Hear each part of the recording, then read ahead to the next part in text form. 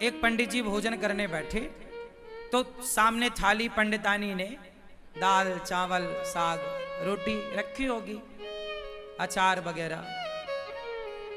पंडित जी भोजन करने बैठे कि तभी कोई द्वार पे भिक्षुक आ गया। भिक्षाम देही, हे भैया मैं बड़ा भूखा हूं, कुछ भोजन मिल जाए। पंडित जी भोजन करने ही बैठे हैं, सामने थाली है और द्वार पे कोई भूखा आ गया। पंडित जी ने साथ सम्मान बुलाया, आओ आओ आओ भैया आओ। आसन लगाई और भोजन अपनी वाली थाली पंडित जी ने उन्हें दे दिया।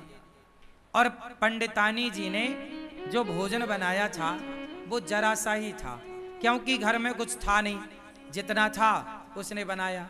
थोड़ी सी दाल थी, आज दाल बनी, साग थी, चावल जो था भिक्षा में उसे मिला। ब्राह्मण थे, भिक्षा मांग कर लाते और जो मिलता खाते। तो आज उनका भोजन जरा कम था, पंडितानी के लिए जरा सा अंदर था।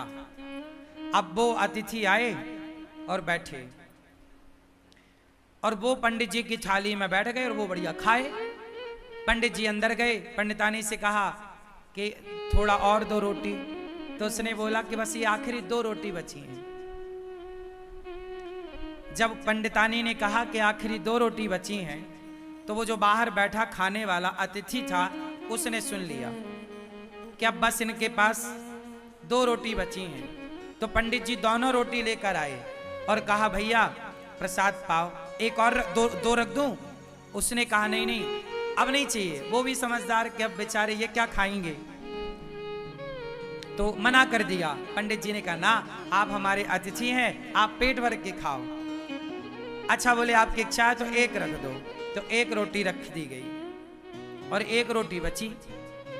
अब वो अतिथि तो बढ़िया दाल चावल सब्जी रोटी खाकर 5 रोटी खाकर खुश था। पंडित जी की थाली में पंडितानी जी ने 4 रोटी रखी थी फर्स्ट में, 5 रोटी एक और मिल गई। 5 रोटी खा के उसका बढ़िया पेट भर गया, वो चला गया।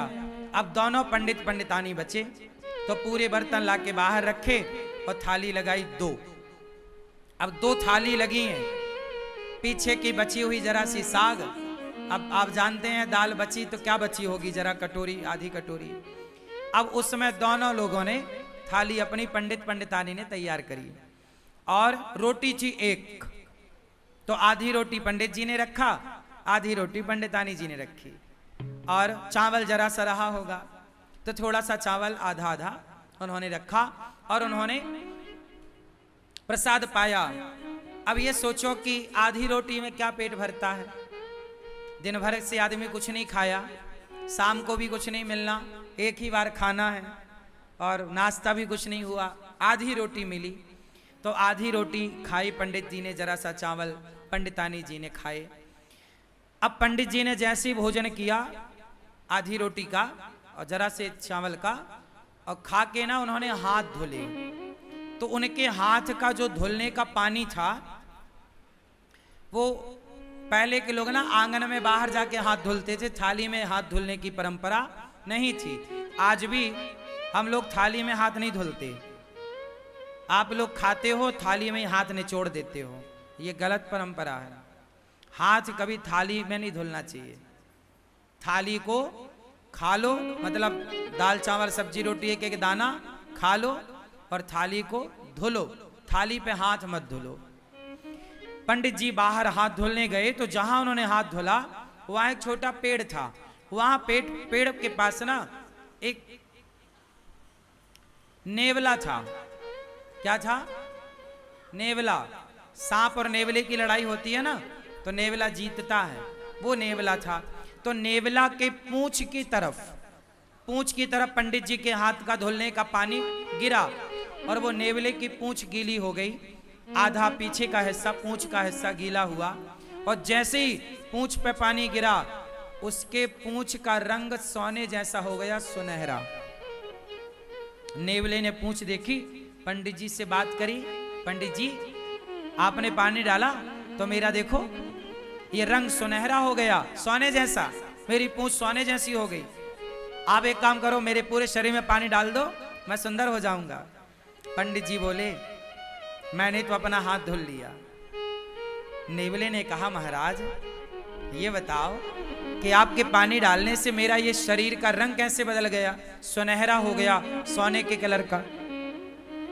अब मुझे पूरा शरीर सोने का करना है, पूरा शरीर सोने की तरह चमके मेरा। आधा हो गया मेरा, आधा बताओ कैसे होगा।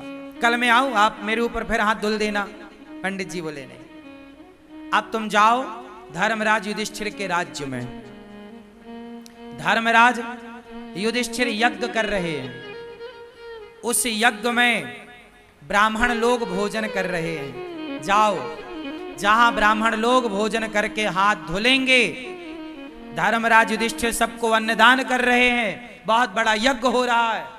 जाओ, यदि तुम्हारा किसी ब्राह्मण के हाथ धुलने के जल से यदि तुम्हारा शरीर सोने का हो जाए तो समझ लेना कि धर्मराज का यज्ञ पूरा हो गया। जाओ। अब वो नेवला बड़ा खुश धर्मराज युधिष्ठिर के राज्य में पहुंचा, और जहां सारे ब्राह्मण भोजन करते और पानी से हाथ धुलते, एक अलग जगह पर नेवला जाके वहीं बैठ गया। हजारों नहीं लाखों ब्राह्मणों ने हाथ धुले, हजारों नहीं लाखों लोगों ने प्रसाद पाया, लेकिन नेवले का रंग सुनहरा नहीं हुआ। अब जब सारे ब्राह्मण खाए, दक्षिणा ले लेके चले गए, तो धर्मराज युधिष्ठिर बोले देखो, अर्जुन बोले कि देखो, अब राजाओं की एक सभा लगी। उस राजाओं की सभा में अर्जुन ने बोला, भीम भैया ने बोला, देखो आज तक के इतिहास में इतना बड़ा अन्नदान जितना बड़ा धर्मराज युधिष्ठिर ने किया, जितना बड़ा यज्ञ युधिष्ठिर ने किया, आज तक किसी ने नहीं किया। इतना बड़ा यज्ञ किसी ने नहीं किया, इतना बड़ा अन्नदान किसी ने नहीं किया, इतना सारा सोना चांदी हीरा मोती दान दिया युधिष्ठिर जी ने। तब नेवला बोल पड़ा, नेवला, ए भीम चुप रह।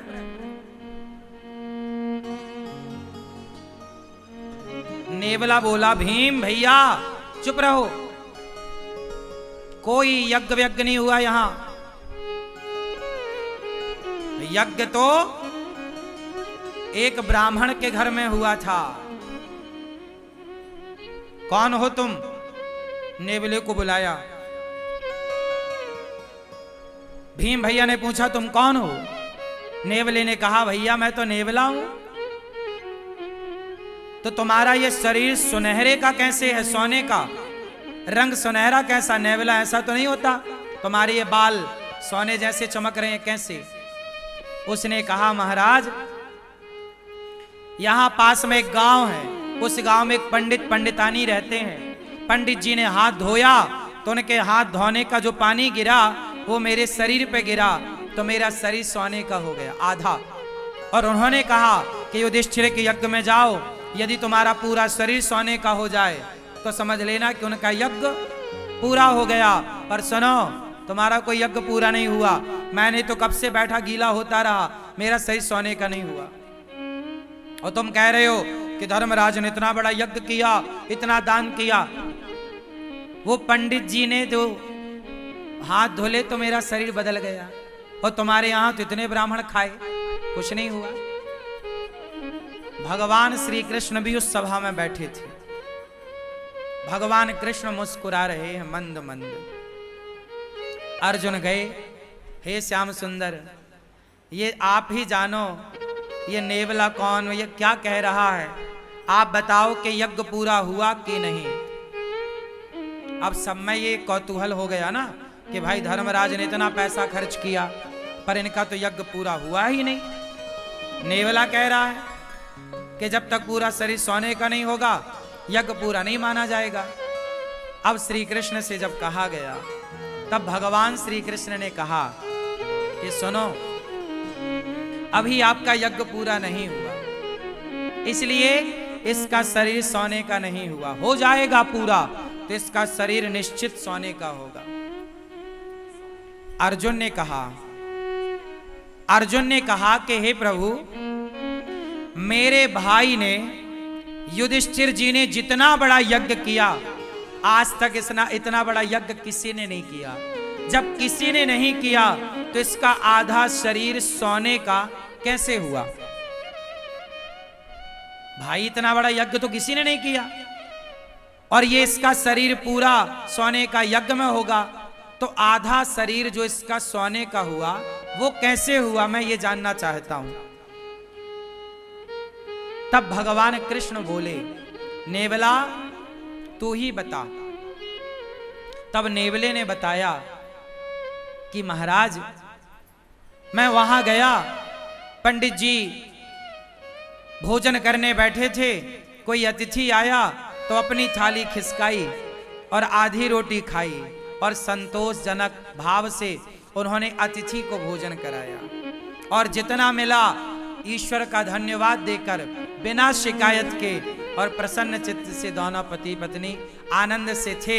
उन ब्राह्मण का, संतोषी ब्राह्मण, भक्त ब्राह्मण, वो भक्त था, संतोषी था, उस संतोषी और उस भक्त का हाथ का जब धौमन मेरे शरीर पर पड़ा तो मेरा शरीर आधा सोने का हो गया। अर्जुन बोले, प्रभु ये क्या है? भगवान बोले, अर्जुन तुम्हारे भाई ने करोड़ों रुपए खर्च करके जो यज्ञ किया, करोड़ों रुपए खर्च करके उस यज्ञ से तुम्हारे भाई को जितना पुण्य नहीं मिला, उससे ज्यादा पुण्य उस ब्राह्मण को एक भूखे को भोजन कराने से मिल गया। क्यों? क्योंकि तुम्हारे पास तो करोड़ों हैं, तो तुम करोड़ों खर्च कर रहे हो, पर ब्राह्मण के पास तो एक थाली भोजन ही था, 4-6 रोटियां ही थी, लेकिन उसने अपना संपूर्ण दान कर दिया, सर्वस्व दान कर दिया। उसकी तो सर्वस्व के नाम पर इतनी ही संपत्ति थी ना, थाली में भोजन। अर्जुन बोले, अब ये बताओ इसका शरीर कैसे सोने का होगा? बोले, आपके राज्य में कोई भूखा है, जाओ पहले खोज करो। खोज किया तो पता लगा कि जंगल में एक महात्मा भूखे बैठे हैं। धर्मराज का यज्ञ सब ब्राह्मण भोजन कर लिए, पर एक ने नहीं किया, तो अभी यज्ञ पूरा नहीं हुआ। उस महात्मा को बुलाया गया, निवेदन किया गया, और जब वो आए और उन्हें भोजन कराया गया, और जब उन्होंने हाथ धुले तो उनके हाथ का धौमन इसके शरीर पे जाकर पड़ा, तो इसका पूरा शरीर सोने का हो गया, एक सा हो गया, पीछे से आगे तक सुनहरा हो गया, पूरा इसके बाल बिल्कुल सोने की तरह चमकने लग गए। घंटा बंधा था, टन टन टन टन करके बजने लग गया। युधिष्ठिर, आपका यज्ञ संपन्न हुआ। यज्ञ कब पूरा हुआ? जब भोजन कराया। कोई भी यज्ञ कर लो साहब, जब तक अन्नदान नहीं करोगे वो यज्ञ पूरा नहीं होगा। इसलिए सबसे बड़ा यज्ञ अन्नदान ही है। आप और किसी यज्ञ में उलझो मत, आप सीधा किसी भूखे को भोजन करा दो, वही सबसे बड़ा यज्ञ है। इसलिए गौरी गोपाल आश्रम में रोज यज्ञ होता है। कौन सा यज्ञ? सेवा का यज्ञ। सवेरे 8 बजते ही संतों की टोली आ जाती है, कीर्तन करने लग जाती है। रोज गोविंद हरे गोपाल हरे, रोज कीर्तन होता है गौरी गोपाल में संतों के द्वारा, और उन्हें भरपेट आप लोग दान करते हो, उन्हें आप भोजन कराते हो अपनी ओर से। आप लोग जो एक दिन का गौरी गोपाल अन्न क्षेत्र बांटते हो संतों को, तो जितने संत भोजन करते हैं आपके द्वारा, एक एक संत एक एक यज्ञ का फल आपको दे करके जाते हैं। इसलिए गौरी गोपाल आश्रम में जो संत भोजन करते हैं वो किसी यज्ञ से कम नहीं है। तो आप भी अपनी बेटी के नाम से, बेटे के नाम से अन्नदान जरूर करिए। और आप भी गौरी गोपाल आश्रम की ये संतों की सेवा के लिए जो अन्न क्षेत्र अखंड निःशुल्क संतों को रोज अन्नदान होता है गौरी गोपाल में, आप भी अन्नदान करिए और आप भी इस अन्नदान की सेवा से जुड़िए।